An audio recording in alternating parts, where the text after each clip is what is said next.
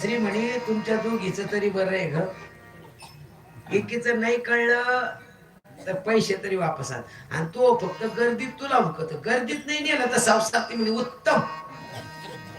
तिसरी म्हणे तुमच्या दोघीचं चांगलं, तू कसं आहे ग? ती म्हणली काही नाही, एवढा मोठा महाराजांनी कार्यक्रम ठेवला म्हणून माझी सासू बिन सासरा म्हणले जाय मग काल्याच कीर्तनाला.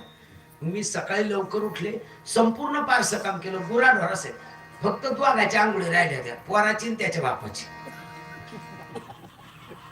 बाथरूम मध्ये गरम पाणी नेलं, टॅवेल नेला, साबण नेलं, पोराला धरून नेलं, त्याचे कपडे काढले आणि त्याला फक्त आंघोळ घालायची. तेवढ्यात नंदी बैलवाला आला, पोरग माय हातातून सटकून गेलं पळून नंदी बैलाच्या मागे. मी बडबड करायला लागलो, त्याचा बाप बडबड करायला, काय पोराला धावतीत, मी घेतो आंघोळ करून. मी म्हणलं तिथं टावेल आहे, साबण आहे, गरम पाणी, फक्त तुमची चड्डी नाही, मी आणून देते, करा बरं पटकन. मला चड्डी आणू तर त्याच्या बापान भाड पाणी घेतलं, टावेल लावला, मला म्हण पिशी भर, मी चाललो पोरगा आणाय. तसेच गेले, पोरगा असं गेलं आणि बाप फक्त असा गेला.